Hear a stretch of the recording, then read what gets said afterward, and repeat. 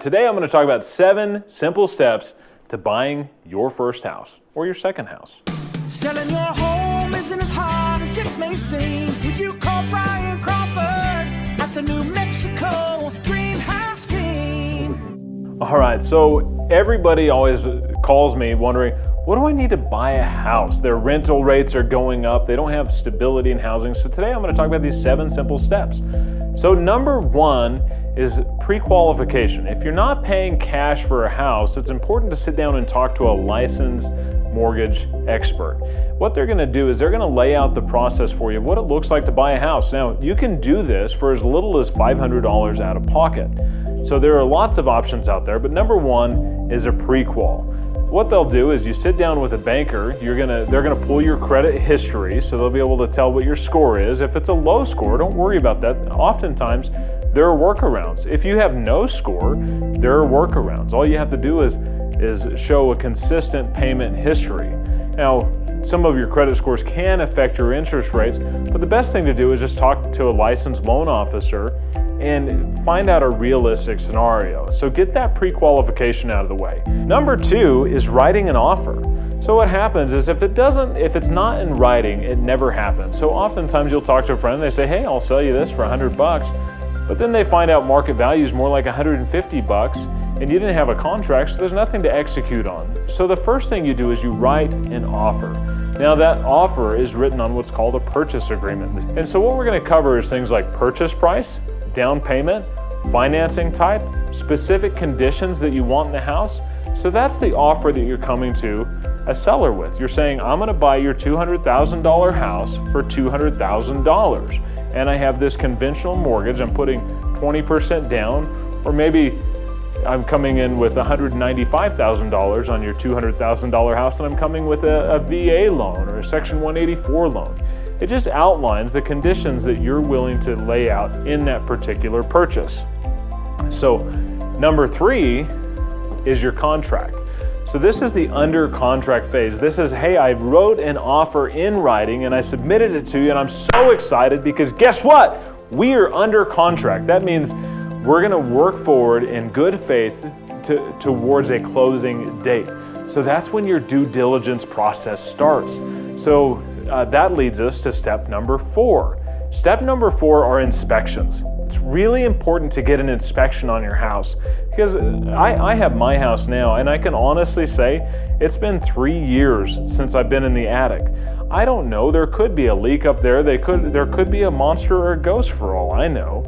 So if I were selling that house, I would be required by New Mexico state law to disclose any material defects. That means things that are wrong with the house that I actually know about. If there was a leak in my attic that wasn't coming through to my top floor, I wouldn't know. I wouldn't be required to disclose that. So when you buy a house, it's important to hire a licensed inspector in the state of New Mexico.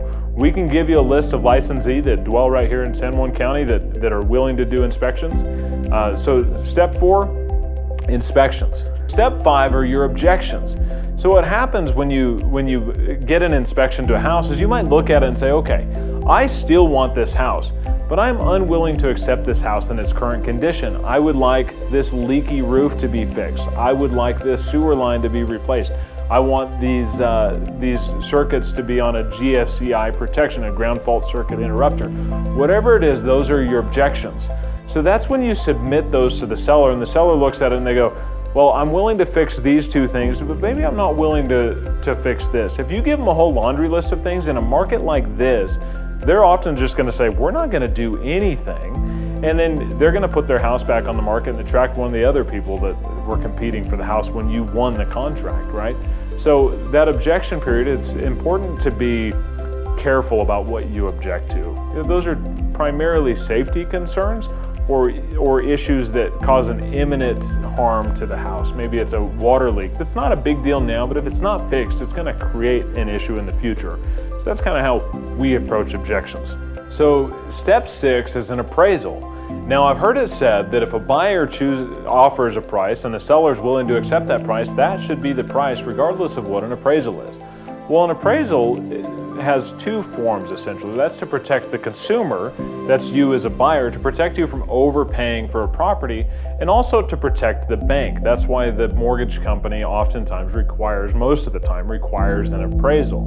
So that appraisal, what they're trying to do is the bank doesn't want to loan $150,000 on a house that's worth $100,000, because if you stop paying your payments, the bank will come get your house. It's just that simple. So an appraisal protects both you and the bank. Step 7 is my favorite step. That's closing. We show up to the closing table. Now in New Mexico, we are not we are record upon funding state.